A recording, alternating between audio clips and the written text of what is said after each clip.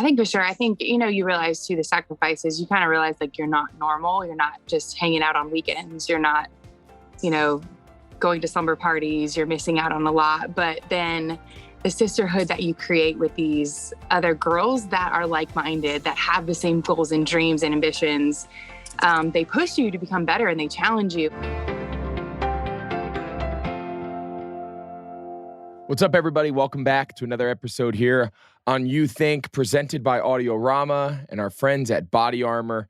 Our fall Olsen Youth Sports Extravaganza is completely underway. We have baseball scrimmages, we have football jamborees, we have the opening weekend of tackle football. My daughter's getting ready to start her soccer season, so we are absolutely crazy. We are everywhere. I don't think I've seen my wife in the evening time until 10 o'clock, prior to 10 o'clock, probably in 2 weeks.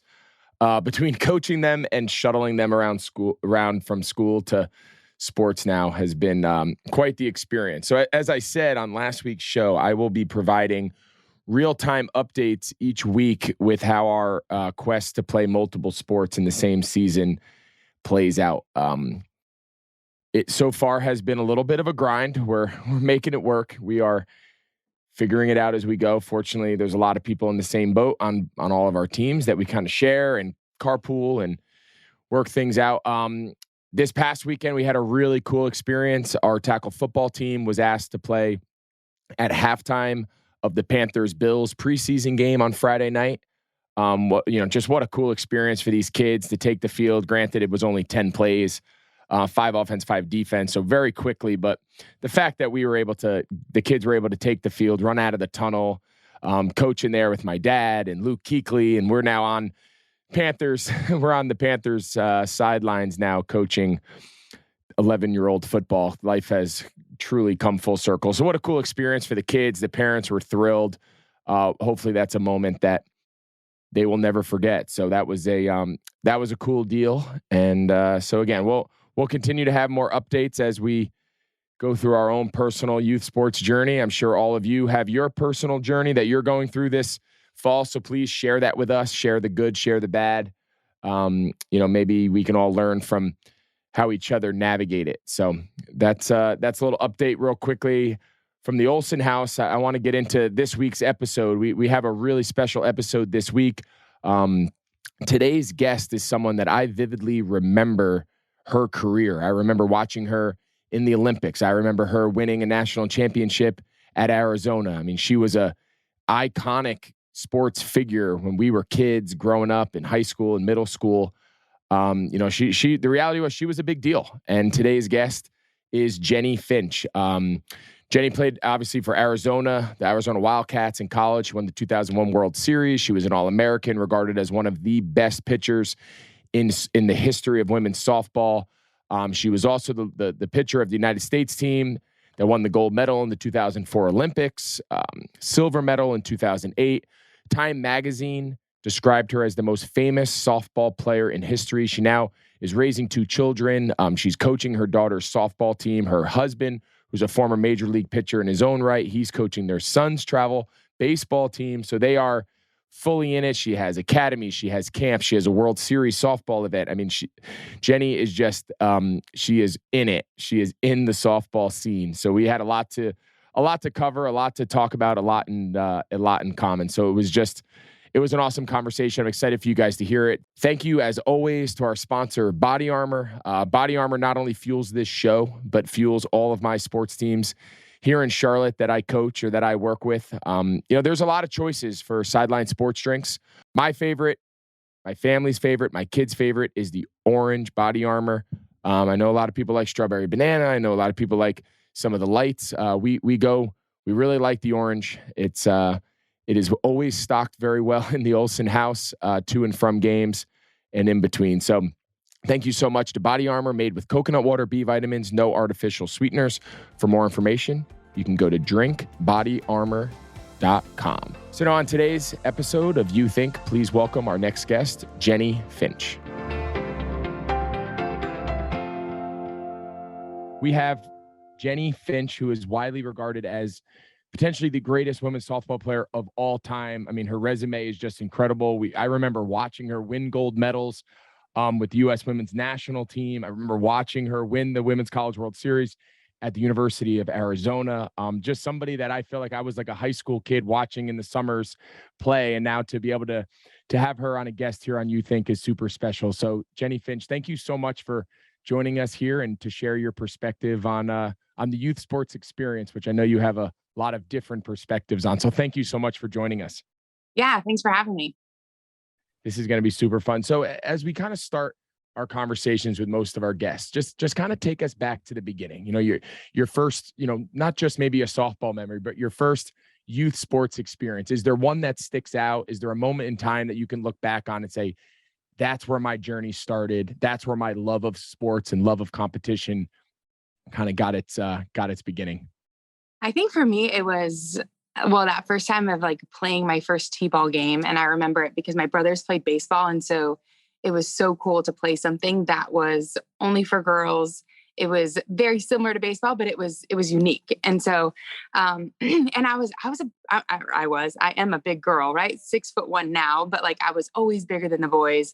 And so to walk out on the field and be like, yeah, I could throw a ball, you know, and like kind of embrace who I am and my body and my strengths and all of those things. And then, you know, competitive juices start going in and it's just so much fun. We grew up watching the Dodgers. So to be able to kind of like do what they were doing and start my own journey, like how cool it was to spend Saturdays at a ballpark, not watching my brothers, but now it was my turn to play. I have a daughter. Our viewers know I have two boys and a girl. My two boys play like travel baseball, which we're going to get into here in a minute, is a wild commitment for the entire family. And I try to encourage my young daughter. She's only 9. I'm like, can you imagine how good you'd be if all the time we spend at the fields with your brothers, but if you were doing it as well? So every once in a while she joins me, but I get that feeling. So here you are, you're a young girl. Not only now are you watching your brothers play, but now you have a chance to play it yourself.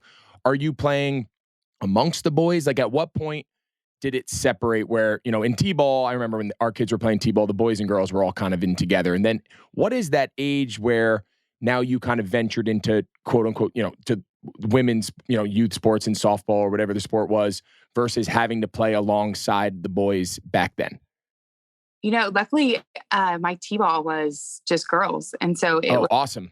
Girls only, California, probably because they were, you know, some of the progressive, you know, to be girls only. So I started out playing softball. I know several of my teammates started out with Little League baseball and then made the change over to baseball. But no, I started out T-ball with the girls and then played all the way up. I started playing travel when I was 10. And I remember like I made the all-star team and then I got kind of recruited to go to this better league, a couple cities over in Cyprus. And so I played there and then we kind of made like a travel ball team out of the Cyprus League all-star team from there. And then it was just the crazy travel ball life. It's not as crazy as it is now, but so pretty much from, I would say like 11 on, it was, you know, pretty intense, hardcore. Yeah. As I was saying, my boys are in that crazy now, you know, real time, what's going on now in the travel ball scene with the boys. We experience it more so with our sons. But, you know, even back then, the travel ball scene for the boys was very different. But what was the travel ball scene like for the girls back when you're growing up? When you say you moved to this, you're being recruited by another, you know, probably a little bit more competitive team outside of like a rec all-star or whatever the format we all grew up playing. Like what did that look like and how does that compare to maybe what you see now? Like how is the softball, so quote unquote travel circuit today? How similar or different was it from what you experienced growing up? Well, there wasn't nearly as many teams. So I feel like nowadays travel almost is an extension of rec, right? Like when we played, there was only like so many travel teams in our area and you had to be good to make one. Like dads just weren't forming and making their own teams like there are now. So, and then there was like one big nationals and that was the elite nationals. And it was truly like the best team in the country where now there's, you know, 18,000 World Series and national right. All over. Of course. Because everyone likes to win, right? So we just create more to create more winners and keep people happy. and I feel like too, the emphasis back then was more on practice. So like there wasn't a million games on the weekends. Like we played double headers, we played tournaments, and we played, we traveled a lot of games, but nothing like it is now where it's like every, time you play, it's a tournament and it's all weekend long. So where we kind of emphasize like, man, we would practice for 4 hours, sometimes, where nowadays it's like, we don't even practice. We just pick up and play Right. games, let's go play tournaments. Yeah, and some of the kids that play the tournaments don't even ever come to practice Oh, because they right. live in other parts of it. That's a whole nother Yeah. conversation for another day. When did you know that you were different? Like, when did you know that you had a pretty good chance of being special, of being, the player, the athlete that you eventually all, became to be? Like, was there a time growing up? Was it in middle school? Was it even younger? I know you were obviously very dominant in high school and beyond, but like growing up prior to that, like when did you know, like, hey, I'm different than some of the other girls. Like what I'm able to do out here is pretty unique. Um, I would say probably like 12 and under. We Okay. competed, we won our first national tournament in Tennessee. And so Yep. here we were like the best team in the country, and I was pitching, and you kind of like start feeling the hype a little bit, the eyes are on you if going through the winners bracket, and word kind of gets out of who throws hard and what hitters they have, what pitchers they have. And so kind of the hype, I would say, started then. That's so cool. The California Cruisers. Do I have that right? Was that the name of your team that Yeah. won it? Okay, I just want to Yeah. make sure. So give me an idea. What was the makeup of that team? Were they all girls from a relatively local where you grew up, or were they from the entire across the state? Like, we're so accustomed now in the travel ball scene where a team could be called the North Carolina Stars, but half the team could be from Florida, right? Like, so Right. again, take us back to just compare the current landscape with what it was when you were coming up.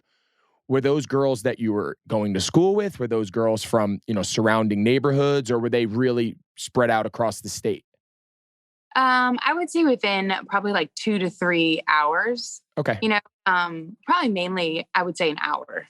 I didn't go to high school with, or any school with any of the girls. We were kind of mixed from all over. So I feel like too, it was just, a broader spectrum, more elite, like, and I feel like too, as an athlete, it made me that much better because, there wasn't just, one or two great players. It was every single one of us was really good. And so we were making each other better by competing against each other every day.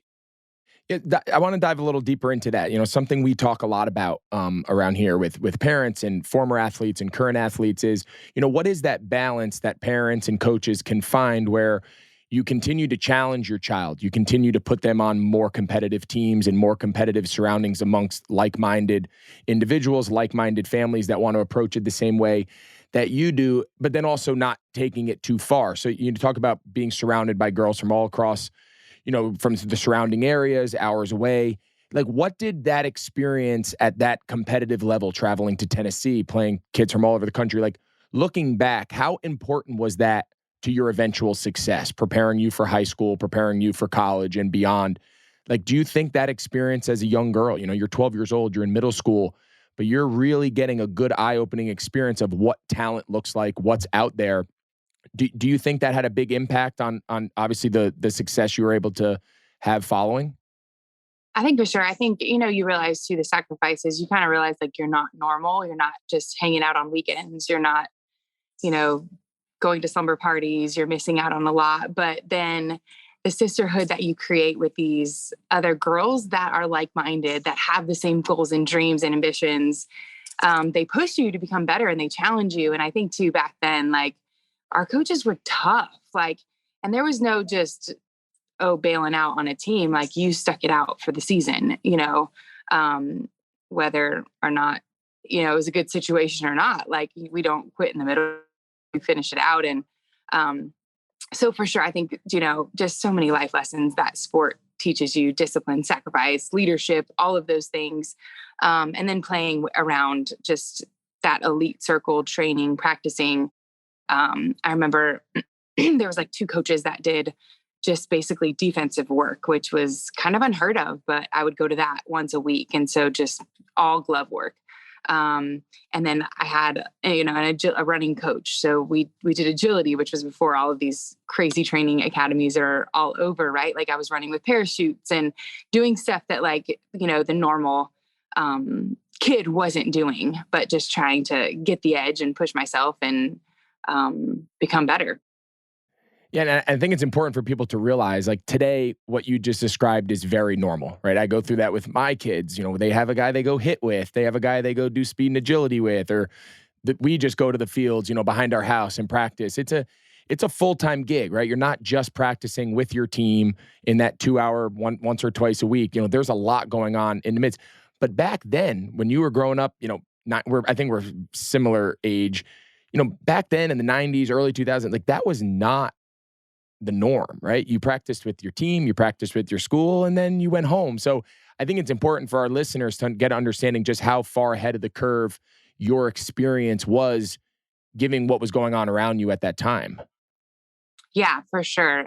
You kind of knew you were different because you were doing things other people weren't. And now I just feel like it's in this whole mindset of like, is it enough? And like the FOMO of, oh my gosh, am I doing all the right things? And constantly trying to find that balance. And I feel like too, as a parent, just like constantly reflecting and, talking with my husband, like, are we doing the right thing? Are we doing too much? Are we doing not enough? And I think having been through it ourselves and just experienced the game at every level, I feel like we're probably on the more too lax spectrum. But I think we both realize like, it's gotta be deep within. And like, we both had, our parents were, critical in our careers and pushing us and making us practice when we didn't want to. But at the same time, like, man, like, I think we wanted it, so you have to figure out, I don't know, we're still navigating it. And every kid is so different. My oldest is like the most laid back, easygoing kid. And he's grown a ton. So trying to like, it's a wild ride. I'll tell you this. And I don't know if we're doing it right. I don't know if we're screwing him up or not, but we're doing the best we can. And I just was like, kids have grace. Like, this is our first time parenting. Absolutely. We're going to make a lot of mistakes and we'll figure it out. And this world is crazy. Everything you just said is my wife and I's conversations more nights a week than we wish to admit. And that was the entire inspiration for us to starting You Think, right? I found myself as someone who grew up, my dad was my high school coach. I grew up around sports. It's all I knew. Now I played, obviously made a career out of it. Now I'm a parent and people ask me, what do we do? And a lot of the times I didn't have the answer. Like I didn't know. The way I did it growing up, the way you did it growing up is not the way, whether you like it or not, it's not the system that's happening throughout the country today. And that was the inspiration behind, doing this show and having conversations with people like yourself, because I didn't have the answers. And so many families and so many people that I know both here and across the country, they don't have the answers either. So just know you are not alone in those. We're all in this together. We're all in this together. I am a huge, and I'm not just saying this, I've said this on this show before. I am a huge women's softball fan. The summer watching the Women's College World Series is fascinating. I love it. I follow it. I'm not going to admit I don't, prior to the World Series, when it's on TV and whatnot, that's when I really start following, and the players, the pitchers, the Oklahoma, Texas, all the teams, you learn the storylines and whatnot. Like I love it. So I do have a softball. I am in. I am like their target audience. But let me ask you this. So I do have a quick softball question, because then I want to transition a little more into the coaching and the parenting component that you just alluded to. Everyone knows you as one of the all-time greatest pitchers in history at any level, the national level with the Olympic teams, collegiately, record-setting, everything. You are a big-time two-way player, though, and I want to make sure our fans know that. Batted, played, but I do have a pitching question. I am fascinated how you guys are able to pitch almost every single day. And it's a question that, like, when we're, in the summer, when you're watching and you're talking, you see the same girls taking the mound day in, day out. Like, can you please just give our listeners / me like a easy way for us to understand like how you guys are able to do that? With our boys, it's like pitch count, innings, they throw too much.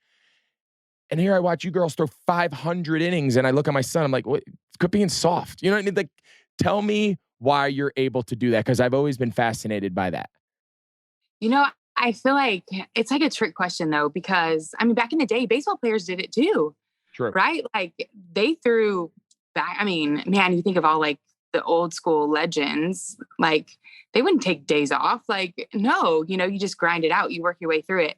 Um, but I think too, I think the craziness at the youth level has like made us, we have to have limitations because people are just insane, and really like child abuse, like it's crazy that like people just can't be in their right mind. Like I'm always like going back to common sense. Like let's just, use common sense here. It's not this complex. It's not this hard.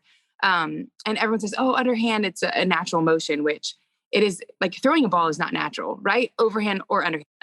And if you don't have like proper safe mechanics, which I'm sure, all about this and you're helping promote this as well. But like, if you don't have the proper safe mechanics, like some pitchers shouldn't be throwing every day and some pitchers can't go, but I think too, you're kind of raised on pitching back-to-back games, less recovery, just going. And for me too, it's like those off days, like I usually would get out and just kind of get that like lactic acid out and just throw, 10, 20 minutes, just get the, blood flowing. And then I would be that much better the following day after. So I think it's just the mindset of, shoot, I want the ball and you only get this, how many opportunities. And for us, like college is everything.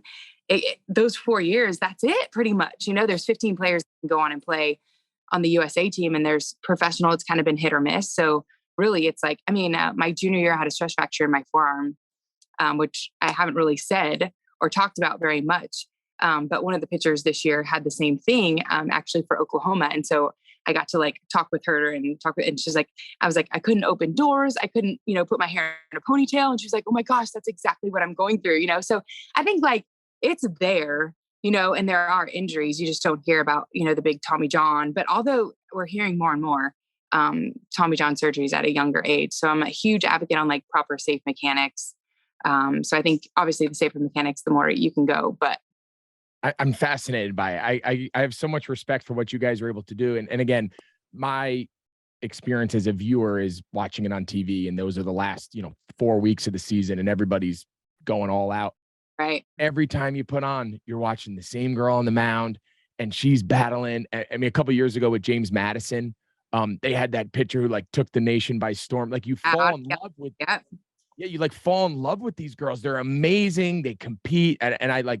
We sit there, the boys, my daughter, my boys, and we watch. I'm like, watch these girls play. Like, you tell me you tell me what competing looks like. You tell me how much caring about your school. They're not doing this to go make millions of dollars. They're not doing this to improve their draft stock. They're doing this because since they were little girls, they've loved softball, and this is their moment. Like, I just think everything about it is so cool. I just, I really do. Thanks for the plug. I mean that, and that's that. I'm not just saying that because you're here. I've said that on here before. Let me ask you something else. When you're describing this lifestyle, growing up, and you said I'm not there, I'm different. I'm not going to slumber parties and all this. Were you playing other sports? Were you just like, at what age did you say, all right, I'm a softball player, I'm going to commit most of my time? Like, where was that transition when you were young? So luckily I did. I played all 4 years of high school, basketball and volleyball. And even like I signed my letter of intent to go play. And they tried to talk me out of playing volleyball and basketball my senior year. But I was like, I loved it too much. And for me, like I played year round softball. So during volleyball and basketball season, like I didn't shut it down. I was still getting my workouts in, going to my team practices, and such, but it was such an outlet for me. I think just mentally, physically, all of the above. And I'm a big girl. So just like my coordination, all of those things. And it was so much fun to compete and not that your livelihood's depending on this, but your college education, everything, so it was just, I get to go out with my school friends and literally enjoy and have fun. So I'm so thankful that I did play. And I always encourage like my daughter and her team, I coach her team, and I'm all for like, no, play as many sports as you can. Like we'll work around it. We'll figure it out. Like if we want to be good, we can't, let off. But at the same time, like you definitely need to be able to be diverse and play other things.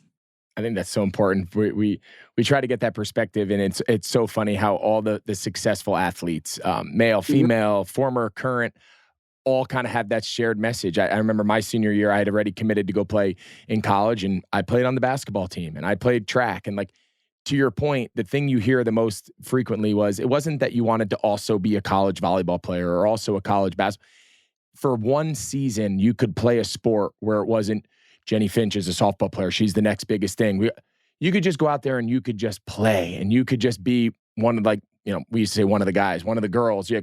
Like, it just felt different playing basketball for me in high school because there was no expectation. Wasn't expected to score 30 points a game. Like, there is something mentally that gives these kids a little bit of a break when it's not just one sport full-time year-round and the expectations are through the roof. So I think it's important for people to kind of hear that perspective over and over again. Yeah. And I totally, and it brings you back to like what sports are about. It's fun. You're being active. You're forcing your body to do different things. And I think too, just the overdevelopment, especially with how much our kids are playing, like it helps tremendously with just their bodies and safety, longevity. I hear my 10-year-old who just turned 11 played 10U travel baseball this year. They played like 55 games. And that was just, from February. We played our first tournament in President's Day weekend in February, and they ended in Florida the week after 4th of July. I mean, it's a lot. Again, a whole conversation for another day. But I do now want to jump in. You mentioned coaching your daughter's team. Like, to me, this is the fun part of the conversation, speaking with people like yourself. All right, so you're coaching your daughter's team. For our fans that don't know, your husband, Casey, also a former Major League Baseball player, in his own right, pitcher. So you guys have the pitching thing down. If any of your kids' teams if they are going outside of your household for pitching instructions, they are missing out. But just give us an idea. What is it like for you to coach your daughter's softball team? Like, what is that experience like for the other girls? What would the other parents say? What's your style? Like, I'm fascinated to hear what this experience is like for these young girls. It's fun. I love it. I have 12 daughters. Some days it's super hard. There's a lot of days where I'm like, we're talking about 10U softball way too much. Like, there's no way that could consume us this much. Like, and it's like, stop, like, this is ridiculous how consuming it is. But you're fully invested, right? You love these girls. You want to give them every opportunity they can. And you're trying to figure out just the dynamics of parents and all of that. But I think, so most of our girls I've had for 4 years, which is crazy because my daughter's only 9. And so we started in 6U, and they're just like our local girls that we've just poured into. And it's super fun, super fun. I think people expect, I don't know. I try to play both sides. Like, I'm the fun one at sometimes, and then I kind of bring the intensity as well. But those little stinkers, like they know, and they'll take advantage of you. And it's like, it's so true. Gosh, I don't want to have to be this person, but I have to be this person because my job is to, make you be the best that you can. And so, and I get it. I don't know. There's so much. It's wild, and even just like figuring out what each player needs to be at their best. It's exhausting, literally, because you're trying to give and be so much to these little ones. And they're only like 9. I'm like, this is ridiculous. I should be a college coach at this point. Like how much time I'm in. It's so true. Oh my God. I think it's way harder than, like, I'm in the same boat. My kids are 9 and 10. They're in that 10U, 9U range. The word you said is it's exhausting. It is. It's amazing. I love it. I look forward to the end of the day, like when school is out and I'm like, we got practice at 5. I'm like the guy who gets there at 4 and I'm raking and dragging the field. Like, I love it, but it's exhausting. I find myself laying in bed on the computer and you're researching best tournaments, and it's an exhausting experience. You're dealing with parents and all that. How serious do you guys take it? Like, you mentioned it's all girls you've had for 4 years that are kind of your friends and locally, but like, are you guys going out and seeking competition, or are you still young enough that you're a little ways away from that? No, we're doing well. We're doing really good. And I think, like, I'm most just stoked about the fact that everyone's like, you could have, girls from all over, but it's like, we have the same girls.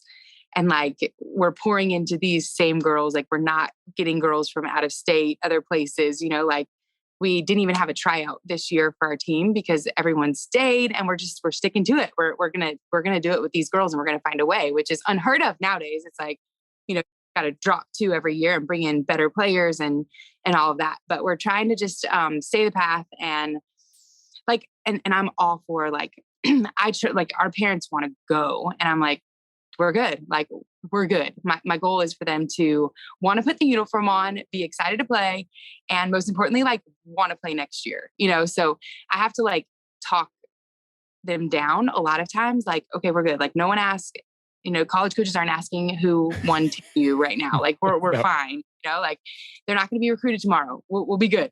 It's so so it's just true. kind of like harnessing them down and not, like we shut it down. Like, I do a World Series here, but literally like third week in June, we're done. So they at least have like, we start school this Monday. So we're like, they need summers. Like, they're 9 and 10. Like, so we try to keep it balanced.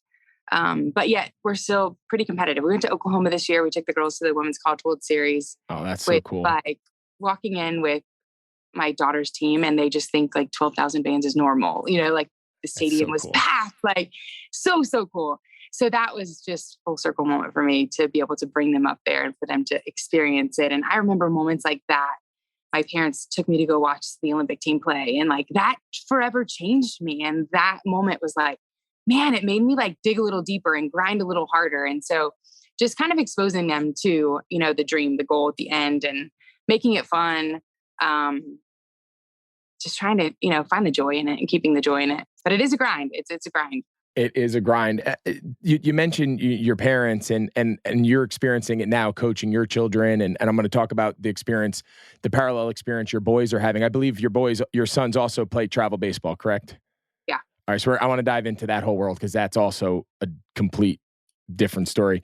But before we do, yeah, it's crazy. But before we do, I know your dad was your first ever pitching coach. So you kind of experience it now full circle, very similar to I did. My dad was my high school football coach.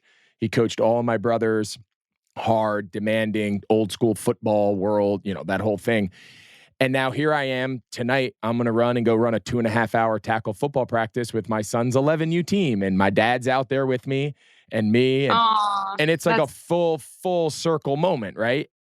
Like, how much different perspective do you now have for how special it was being coached by your dad when you were young, learning the game, and now you're on the other side of the coin doing it with your children? I just remember going through like our first like tournament with our oldest son. And I was just called my parents like bawling. And I was like, I am so thankful. Like, I don't know how you guys both worked full-time jobs and like literally never complained once, never even like mentioned anything, like never complained and just did it and I just feel like, man, the time, like you get home and you're exhausted. Like the last thing you want to do is go play catch, or the last thing you want to go do is go hit with them. But yet like he always did it and never once like complained about it. Just wild. So just a huge heart of gratitude. And I think too, just those moments that I didn't realize were so special.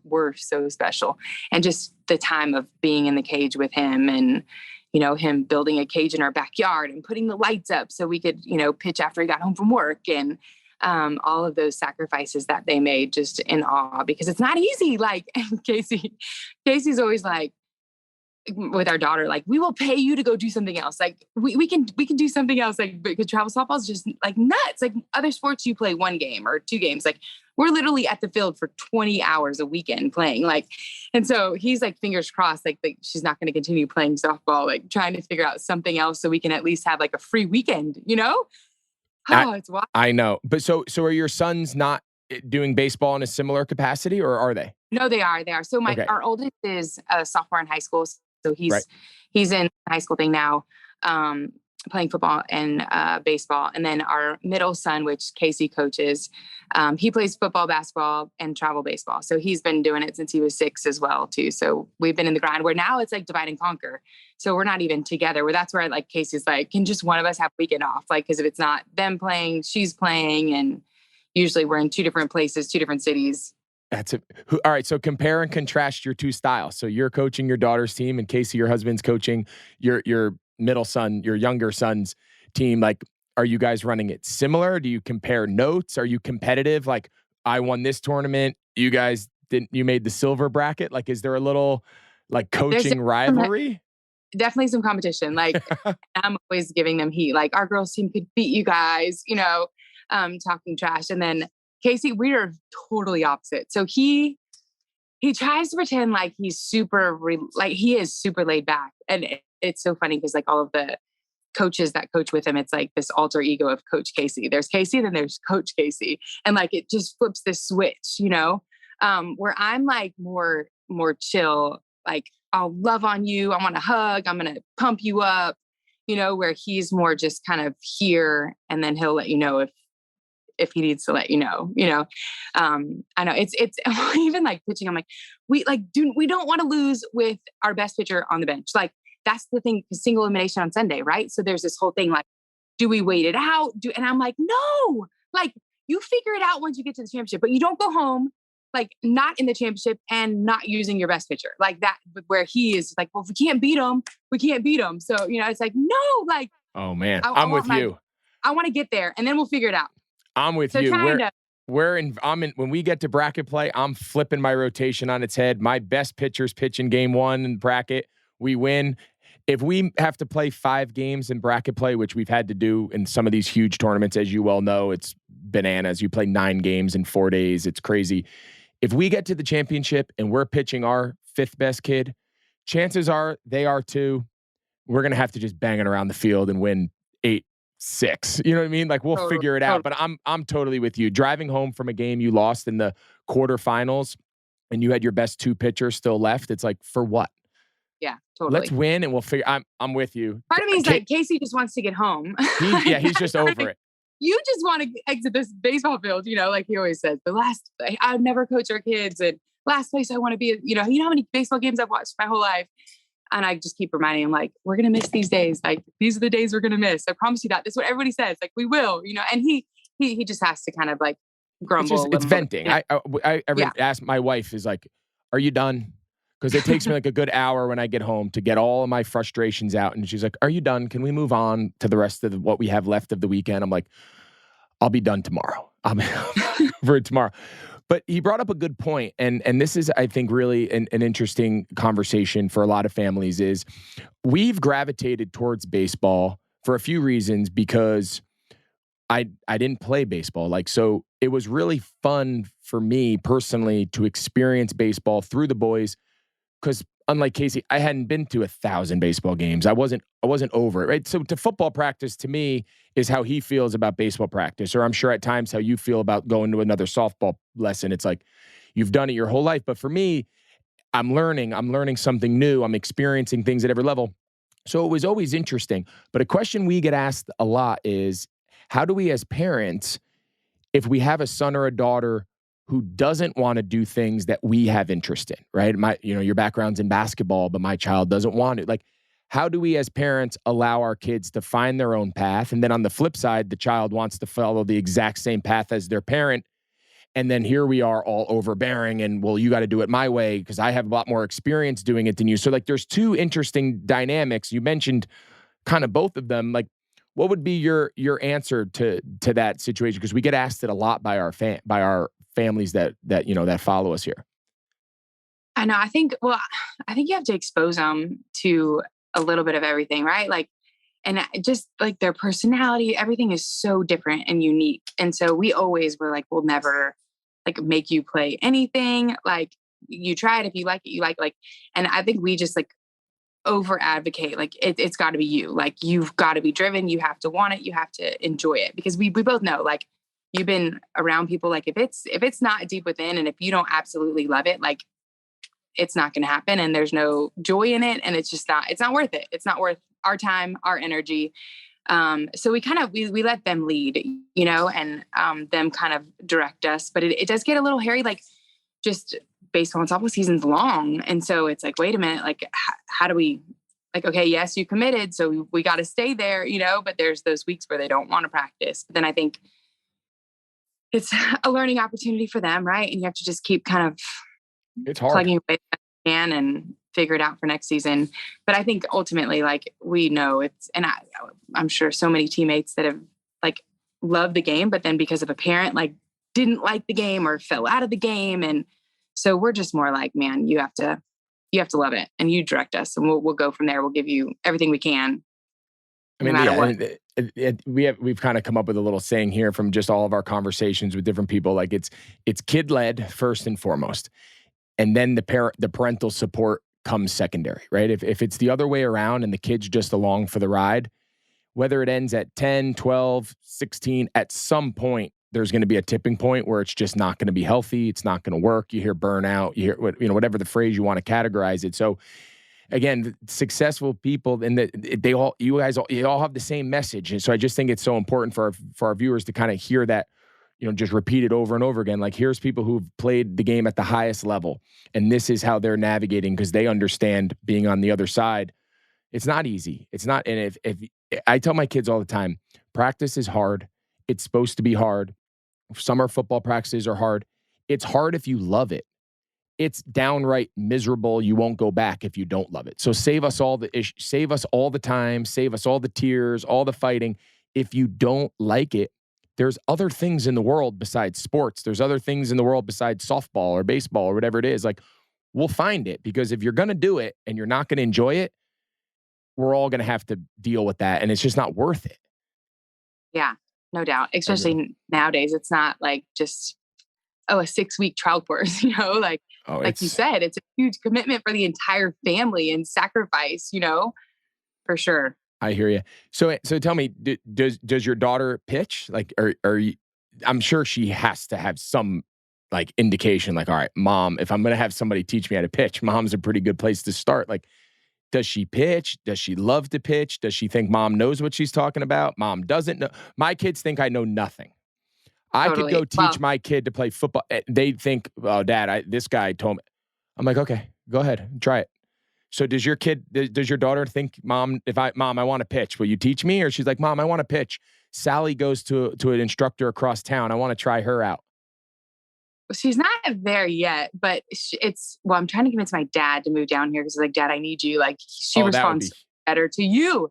And it's Grandpa. He makes it fun. Like, he didn't make it fun when I did it, but he makes it fun with her now, But with me, it's like, well, and this whole thing of like, she wants to pitch because that's the fun position. You get the ball in your hand, you get to be involved, but then she doesn't want to practice. So we have this thing like, I'm not putting you out there if you don't practice. So then she gets mad. Well, it's like, well, it's not gonna, I'm sorry. There's other girls that are practicing during the week that I will put out there, but if you don't practice, you're not going to be out there. So kind of that little tough love and same thing, like, if you're not going to initiate it and you're not going to like say, hey, let's pitch because I want to pitch in the games on the weekends, then that's on you, I have a rule with my kids. I'm not asking you to go. Yeah. If you ask me, I will drop everything I'm doing and we'll go. Soccer, whatever it is. I'm not asking you to go to the fields. I'm not asking you if you did your arm care routine. I'm not asking you if you did your stretch routine. I'm not asking. If you don't do it, the consequences over time are eventually going to rear their heads, and you got to deal with it. It's you. I already did all this.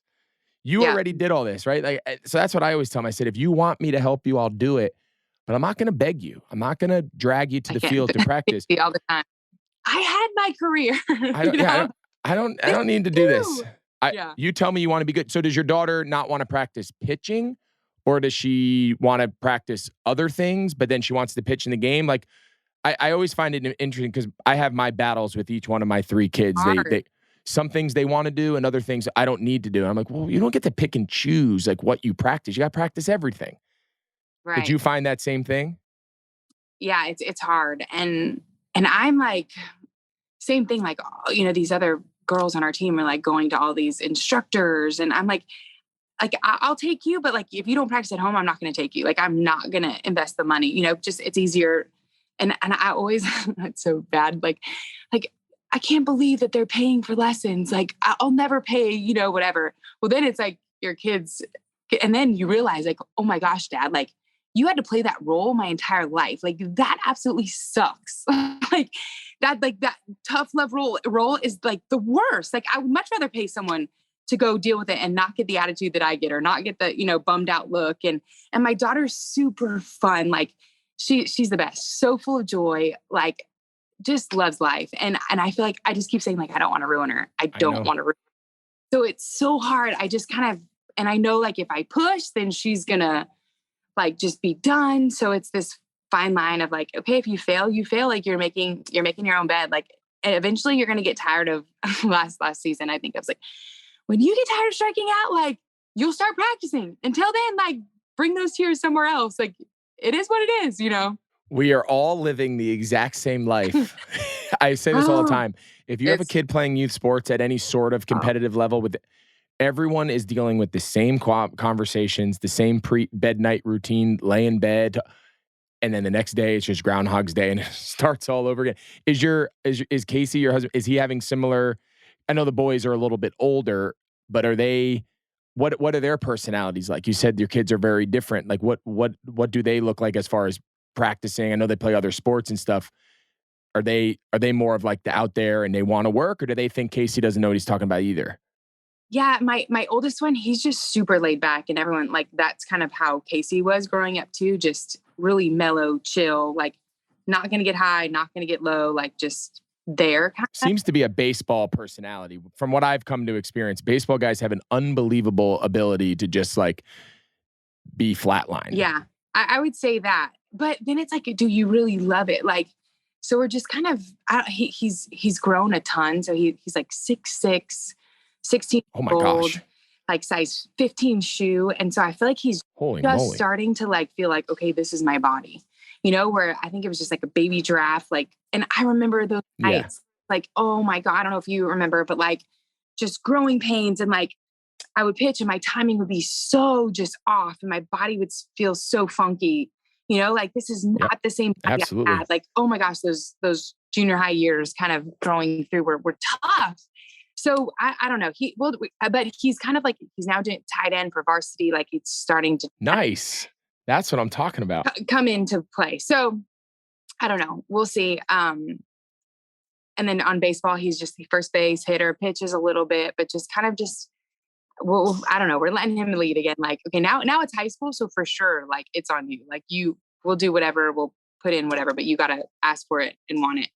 My middle son, he's like the crazy competitive gamer. Like, don't tell me I can't do it. He thinks that he's 16 with our oldest and wants to compete and play with the bigger boys, So he has it. And he has like this crazy motivation drive within him, like hates failure, kind of has a temper at times. But like loves, like literally like the night before games, it's just the sweetest thing. Cause it just makes it all worth it. Cause he just cannot wait to put the uniform on. He can't wait to be with his teammates. He can't wait to just be a part of it, So that's fun. And then Paisley's just like fun. Like she just loves everything. She, we just started volleyball and now she's all into volleyball. And, so I don't know, we'll see. That's awesome. It sounds it's so funny how similar all these conversations are with the different kids. And I have one son who like plays competitive and wants to try out for every showcase event and wants to go make every team and can't understand why it doesn't always go perfect and like drives him crazy. He's very similar to like me, I guess. My other son is just like loves everything. If he plays on the team, great. But he's more interested for the pizza party. He wants to hang out with the friends. And then my daughter is like fairy tale land. She's never had a bad day in her life. Everything's unicorns and rainbows and they are vast. So to hear you describe it, like, just makes me laugh because I can relate to it so much. Before I let you go, Jennie, again, thank you so much for joining us here today. This has been super fun. Just hearing, you share a lot of the same stories that so many people are going through, but their mom's not Jennie Finch. You're involved with a lot of things now in your career. You do a lot of work with Perfect Game and Major League Baseball, and you host your own World Series event, the Jennie Finch World Series. But I know something that's super, you have your own academy in New Jersey. Why New Jersey, by the way? So actually, I'm from New Jersey. That's why I'm asking. Okay, yeah. So Jack Cuss Sr., Jack Cuss played baseball. We actually shared the same agent for a while. And this was probably 12, 13 years ago, putting in like one of the first major AstroTurf surfaces, complexes, like never really had been done. Like I remember people being so hesitant about wanting to play on turf, but it's like, and it kind of softball was known as baseball too, like a West Coast sport, right? Like they could play year round, weather, all that. And so it was kind of like, how cool would this be to like kind of have my fingerprints in the Northeast and like provide this platform for girls to be able to play year round and have an academy. And it doesn't matter where you're from. Like, if you want it bad enough, you have access and we're providing that. And so, yeah, really cool. We opened up Diamond Nation, baseball, softball complex up in Flemington.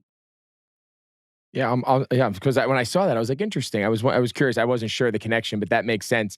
And then lastly, something that I know is really important to you. You guys award it in kind of the youth circles, the Jennie Finch Empowerment Award. It's something you've done with Major League Baseball for years. I'd love to just get it. I just think it's so important and so valuable for people like yourself who can be such an inspiration to all these girls out there around the world who grow up to be you, right? They study you pitching. They come to your clinics. They study your career. Now these girls are now being coached by you. Like I think it's so cool how connected you are with the youth, scene. So just talk a little bit about how important that is, specifically that award, and then just in general, just how important it is to not only coach your daughter and her friends, but just be this like icon in this world and growing the sport of women's softball, like we've seen happen, in large part because of careers and people like yourself. Yeah, just so thankful for Title IX, and we're celebrating 50 years of it. The things that my daughter is experiencing is just a total dream. And that's, like you always like, man, just following in my whole life, it was like, it just kept getting bigger and better and more opportunity. And so that's like what you continue to hope for.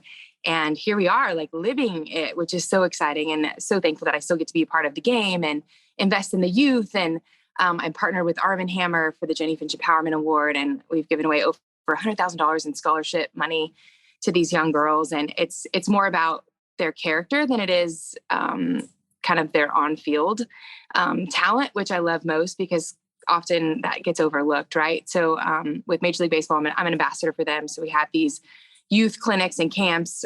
These kids come in from academies and get to learn from Olympians. And we pick one at every event and give them a $10,000 scholarship. And then they also get to go to Game 4 of the Major League Baseball World Series, which is pretty awesome as well.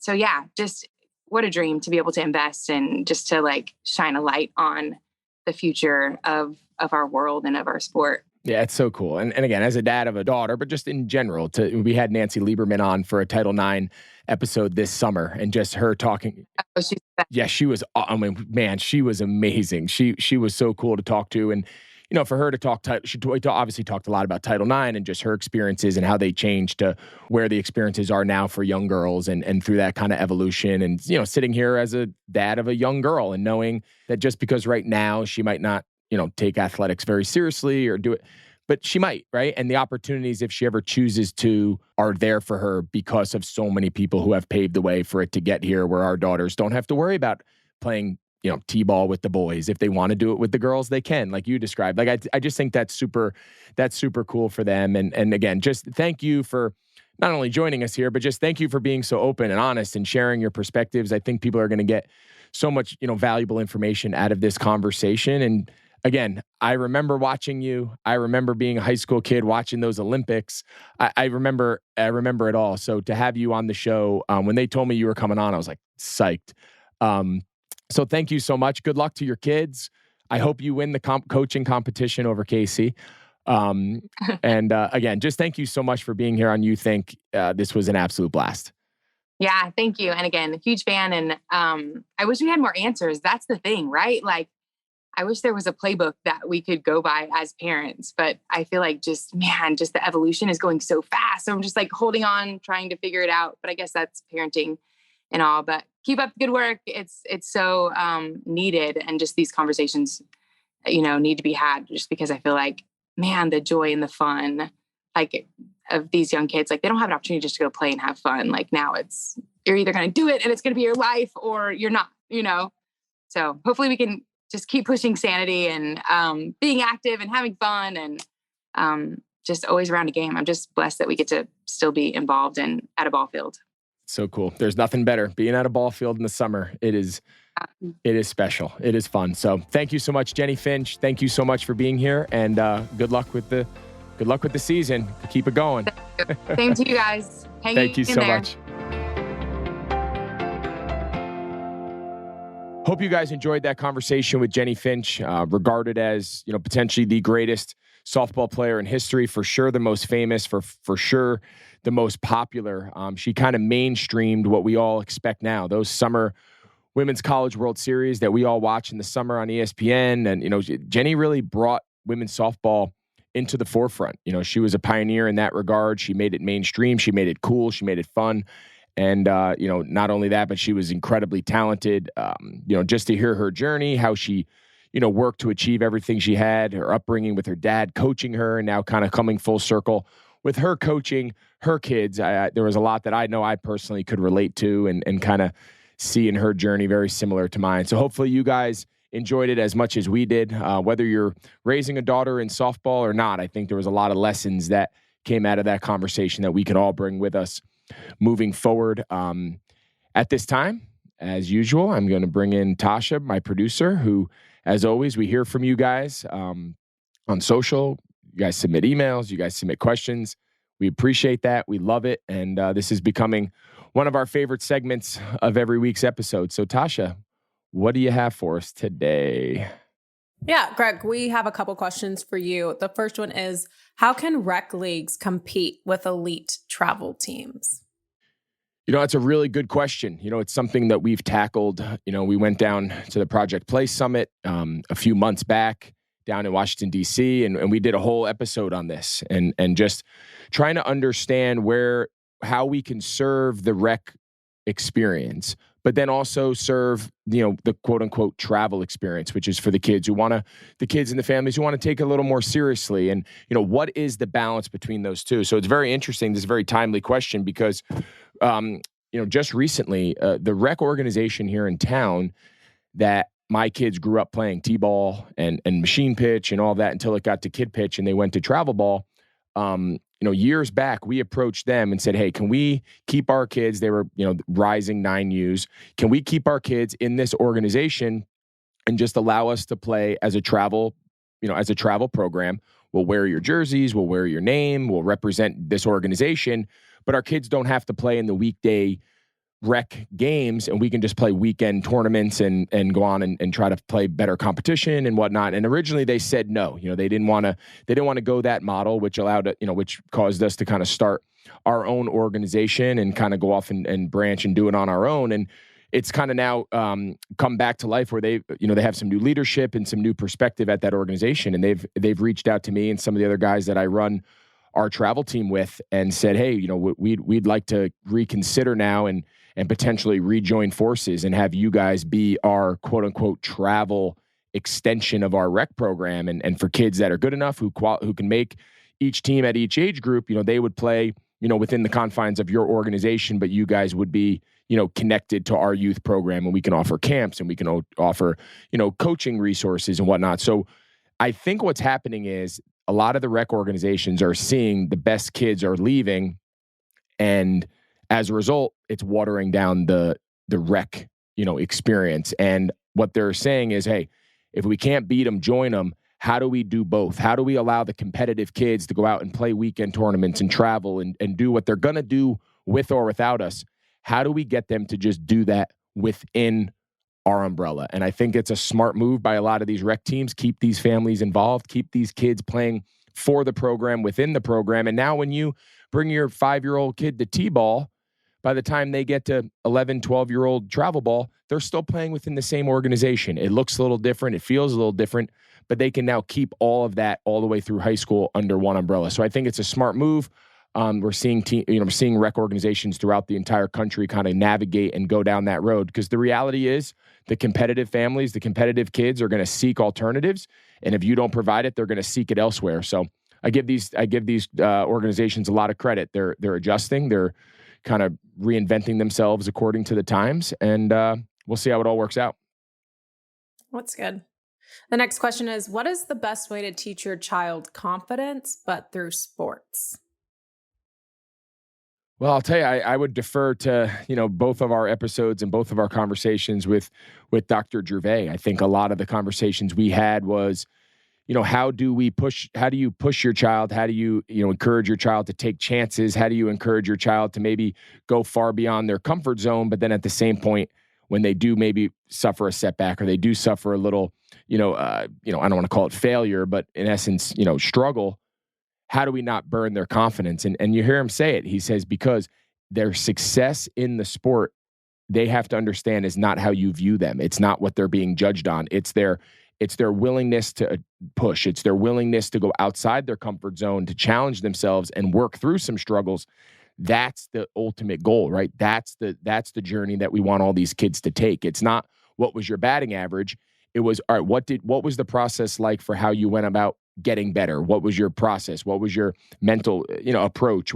That's the journey. So I think it's a very delicate balance. We're seeing kids put a lot of pressure on themselves to make different teams or to play certain positions, or, my team's not as good as that team. And it's a very complicated, it's a very competitive atmosphere right now. And I think if we're not careful and these kids all start identifying themselves as just the success of their sports and their confidence as a result suffers, that's when you start seeing some of these negative effects that Dr. Gervais kind of touches on. So I think that's something as adults we have to be very aware of, and we have to make sure that their identity of themselves is not directly tied to how good or how successful they are in any particular sport at any particular time. Yeah. Our final fan question is, how do I know when my son is ready for tackle football? Which you've experienced that with your family.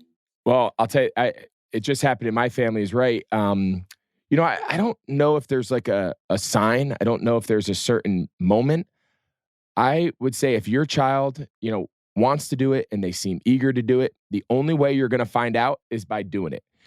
And I'm sure there's cases where the kid thinks they want to do it and they go out there and it's not for them. That's okay. You know what I mean? It's not, football is not for everybody. And I say that to my son now who's playing it. I ask him every night, how are you enjoying it? Do you like it? It's hard. It's demanding. It's intense. If you don't like it, that's okay. Like we don't have to, no, I love it. I love it. And it's hard. They're learning something they've never done before. You're learning 10 different skill sets simultaneously. It's a challenge. It's not something that comes easy. It's not something that is made for everyone. But I'll tell you what, if your kid wants to do it, let them do it. Let them try it. Make sure it's in a safe environment. Make sure it's with coaches who really understand how to teach the game. So that way the kids are getting more out of it than just the actual game itself. They're getting ready for middle school. They're getting ready for high school, right? There's a growth process involved in the teaching. To me, that's the name of the game at this age. Everyone wants to win. Everyone wants to be the running back. Everyone wants to be the quarterback. But are you learning the game? Are you learning skills that you can carry forward with you in future years, in future seasons? That to me is the journey. So find that for your kid. Find that for your son. And when you do, I think their experience will be better off as a result. And that's it for all the fan questions today. Remember, you could submit them at YouThink or at Greg Olson on Instagram, Twitter, or TikTok. Well, I appreciate you guys. As always, thank you for listening here on YouThink. Thank you to Body Armor. Please continue, as Tasha said, rate, review, subscribe, wherever you guys get your pods. And we look forward to seeing you guys next week. Thanks.